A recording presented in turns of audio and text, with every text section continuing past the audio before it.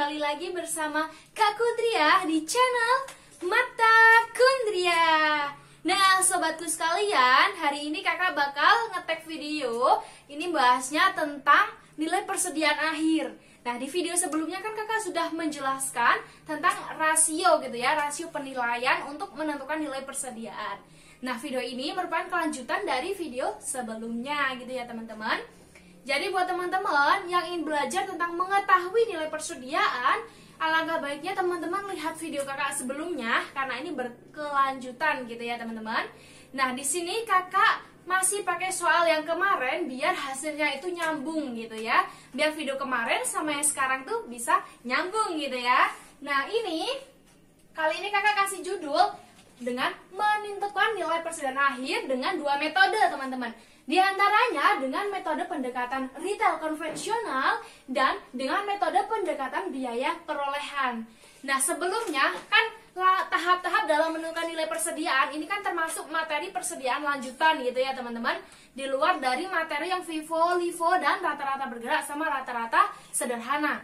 Nah, kali ini kalau untuk menentukan persediaan dengan metode ini, teman-teman harus tahu gitu ya, mencari rasio dulu. Sebenarnya kalau mau dibuat tabel itu bisa jadi satu gitu ya.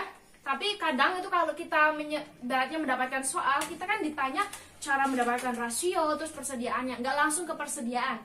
Jadi makanya kakak bagi video pembahasan persediaan itu menjadi dua.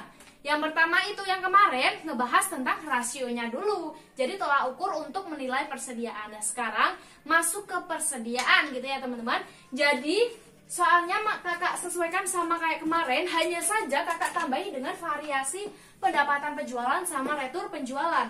Karena dua akun ini termasuk item khusus yang digunakan dalam pencatatan persediaan di perusahaan retail. Seperti yang kakak sampaikan sebelumnya, bahwa persediaan ini digunakan bahwa untuk mereka-mereka yang kerja di suatu perusahaan yang retail. Contohnya apa, masih ingat kan?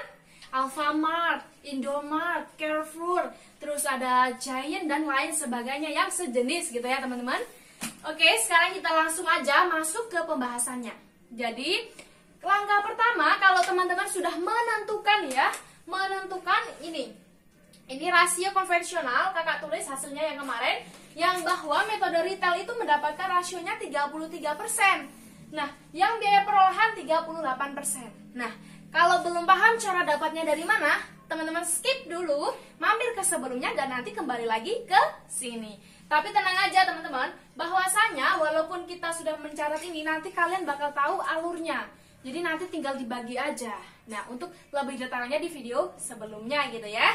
Oke, sekarang kita masuk aja ke langsung pembahasan soal gitu ya. Oh iya, kakak mau ngasih tahu gitu ya. Dalam materi persediaan lanjutan itu sebenarnya selain ada metode retail yang seperti ini, di mana dua pendekatan konvensional sama biaya perolehan. Ada juga yang menggunakan laba bruto atau laba kotor gitu ya. Di mana persediaan tersebut itu menceritakan kalau ingin mencari persediaan itu dalam kondisi ibaratnya itu suatu perusahaan itu mengalami kebakaran atau mengalami kebanjiran gitu. Nah, di saat tragedi itu terjadi, otomatis kan kalau kebakaran file dokumen yang tercatat itu bakal hangus atau ibaratnya udah hilang. Atau mungkin yang di komputer sudah meledak, kita nggak punya file salinan. Nah, itu kita gunakan dengan metode yang laba kotor atau laba bruto. Nah, itu akan kakak jelaskan setelah video ini gitu ya. Sekarang kita langsung masuk aja ya. Check it out. Oke, di sini kalian bisa lihat bahwa di sini kan ada persediaan awal gitu ya. Langkahnya sama. Kakak di sini bagi dengan dua gitu ya, dengan dua harga. Dimana di sini ada dua harga, biaya perolehan sama harga retail ya. Biar lebih mudah, di sini kakak tulis biaya perolehan ya teman-teman, perolehan. Terus di paling pojok itu harga retail. Harga kakak singkat dengan H gitu aja biar muat. Terus tulisnya retail gitu ya. Harga retail. Nah, seperti ini. Kita garis juga boleh dan lebih enak gitu ya dipandang, kelihatan. Nah, langkah pertama kita harus mencatat dulu persediaannya gitu ya teman-teman. Persediaan awal gitu ya. Kita tulis di sini persediaan awal. Di mana persediaan awal ada dua teman-teman. Berdasarkan harga perolehan dan harga retail, kita masukkan aja di kedua harga. Harga perolehan kita masukkan harga perolehan, di mana di situ tertera berapa? 6 50 juta. Teman-teman tulis 50 juta. Nah, di harga retail juga teman-teman tulis ini ada 100 juta ya teman-teman. Teman-teman tulis 100 juta. Nah, setelah persediaan, langkah selanjutnya itu ada pembelian. Biasanya itu juga ada yang namanya retur pembelian, terus ada ibaratnya biaya angkut, di mana biaya angkut itu hanya dibebankan di biaya perolehan di pembelian. Jadi kalau suatu ketika teman-teman mendapati soal ada biaya angkut nih teman-teman, teman-teman hanya masukkan di biaya perolehan ya, hanya di biaya perolehan. Kalau di harga retail tidak perlu ya, karena itu masih sangkut pautnya dengan harga perolehan saat kita membeli gitu ya. Karena ini contohnya nggak ada, jadi ya sudah, kita masuk ke pembelian ya teman-teman. Kita tulis di sini pembelian. Pembeliannya berapa ini? 100 juta ya teman-teman. Kita tulis 100 juta. Nah, terus di sini dengan harga retail berapa? 150 juta. Sudah. Nah, langkah selanjutnya di sini kan ada di mana? Aduh maaf kakak tersentak ini ya, tersentak, terbatuk. Nah di sini ada pendapatan penjualan sama retur penjualan. Nah dua golongan ini masuk terakhir dalam penghitungan persediaan akhir. Langkah selanjutnya kita masukkan markup sama markdown. Teman-teman kadang pasti bertanya-tanya dong, markup itu apa, markdown itu apa, kok ada pembatalan markup, pembatalan markdown. Nah itu kakak juga sudah melakukan penjelasan di video sebelumnya juga. Jadi teman-teman bisa lihat video sebelumnya tentang markup versus markdown gitu ya. Nah sekarang kakak nggak usah ulang penjelasan tentang ini. Jadi kalau teman-teman kepo apa itu markup sama markdown, tinggal skip aja, nanti nonton video sebelumnya gitu ya. Nah teman-teman ingat dong bahwa di video sebelumnya kakak udah menjelaskan rasio. Dimana rasio itu kan ada dua, konvensional sama biaya perolehan. Kalau konvensional kita hanya stop di markup, nggak ada transaksi masuk yang markdown. Nah, kalau yang biaya perolehan markup sama markdown masuk semua ya. Jadi ini yang akan menentukan nilai persediaan itu berbeda. Nah, langkah selanjutnya itu kan perhitungannya. Perhitungannya dua-duanya masuk, teman-teman. Nanti hasilnya tinggal kita kalikan dengan rasio. Jadi, kita langsung masukin markup sama markdown gitu ya. Oke, pembelian sudah, berarti ini markup, teman-teman. Markup, di mana markup ini merupakan penambahan. Penambahan untuk harga retail ya. Markupnya berapa? 300 juta. Kita tulis di sini aja 300 juta. Ada pembatalan markup. Pembatalan markup berarti mengurangi dong teman-teman, mengurangi dari markup tersebut. Kita tulis di sini pembatalan markup. Kakak tulis P ya, biar lebih singkat aja. Tapi kalau dalam praktek harus tulis lengkap. Pembatalan markup berapa di sini? 100 juta. Yuk, 100 juta. Nah, teman-teman bisa lihat bahwa 300 kurangi 100 berapa? 200 juta. Kita langsung masukkan di bagian harga retail aja. Berapa di sini? 200 juta. Ini akan menambah, teman-teman. Nah, setelah 200 juta sudah. Nah, ini namanya netto markup ya, teman-teman. Netto markup. Berapa? 200 juta. Nah, ini sudah kakak masukin di sana ya. Udah terlihat ya. Terus habis markup, kita langsung markdown, teman-teman. Dikurangi dengan markdown. Jangan bisik-bisik ya di belakang kamera. Markdown. Markdownnya itu berapa? 250 juta ya. 250 juta. Nah, terus ini kakak lingkari biar nggak terlalu nyerimbungi. Ini udah masuk ke sana ya. Kakak kasih garis patah-patah aja biar kelihatan ya alurnya. Oke. Markdownnya 250 juta teman-teman. Terus ada pembatalan markdown. Nah ini dia akan sifatnya mengurangi harga retail. Jadi terus pembatalan markdownnya 200. Kita tulis pembatalan markdown. Berapa itu? 200 juta. Kita kurangkan aja langsung. 250 dikurangi dengan 200 juta. Berapa teman-teman? Berarti tinggal 50 juta. Benar sekali. Kita tulis 50 juta. Nah, setelah 50 juta ini kita masukkan di sini sebagai pengurang ya, teman-teman. Pengurang kalau dalam akuntansi identik dengan tanda kurung. Berapa? 50 juta. Nah, setelah ini untuk menghitung rasio itu sebenarnya sampai di sini, teman-teman. Tinggal nanti biaya perolehan dibagi harga retail. Karena ini sudah kakak sampaikan, nggak perlu kakak ulang ya. Kakak langsung aja karena kita sudah mendapatkan nilai rasio. Nah, kalau yang retail kita nggak pakai ini ya teman-teman, nggak pakai yang markdown. Sampai di sini berarti jumlah ini nanti dibagi dengan jumlah ini. Nah, kalau yang biaya perolehan sampai di sini, berarti jumlah ini dibagi sama ini, nanti ketemu rasio. Oke? Yang kemarin kakak hitung. Jadi bisa skip dulu ya.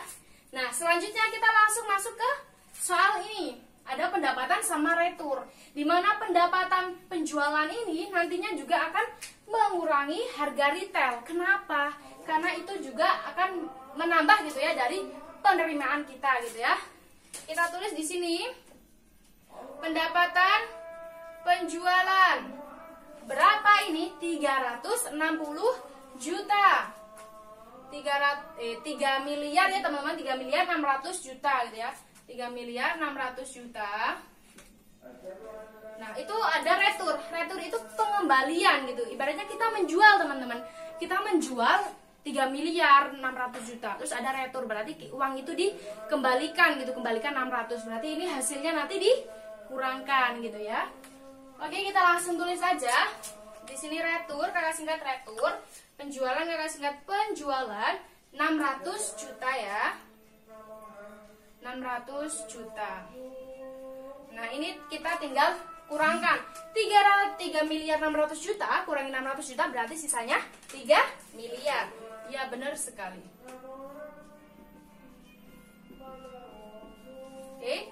Nah, kalau sudah berarti ini kita kurangkan di bagian sini ya, teman-teman. Kita kurangkan di sini 3 miliar. Oke, seperti ini. Nah, di sini nanti kita akan mengetahui laba atau rugi. Nah, ini di sini mentok dan di sini mentok, kakak kasih tanda. Ini nanti dibagi dengan ini nanti akan ketemu rasio yang konvensional. Dan kalau mentoknya sampai sini, ini dibagi ini nanti ketemu rasio perolehan harga gitu ya. Nah, terus setelah ini kita tinggal kurangkan hasilnya berapa, nanti kita kalikan dengan rasio ya. Kita lihat di sini. Ini harusnya bukan 3 miliar ya teman-teman, ini harusnya 3 juta. Oke, maaf ini kakak hapus ya. Soalnya tadi kakak itu bikin soal miliaran gitu, terus kakak seiraskan dengan pembahasan sebelumnya gitu ya. Ini kakak hapus aja, 3.600.000 sama 600 ya. Teman-teman nggak apa-apa ya, nggak masalah ya. Ini tinggal hapus aja belakang 3 angka gini ya. Ya, berarti pendapatannya 3.600.000, returnya 600.000 gitu ya.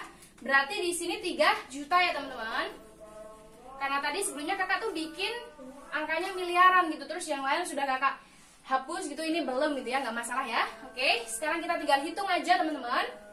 Dimana ini semua kalau misalnya nggak ada kurung kita tambahkan, kita pakai kalkulator ya. Harga retailnya dari 100 juta ini ya teman-teman.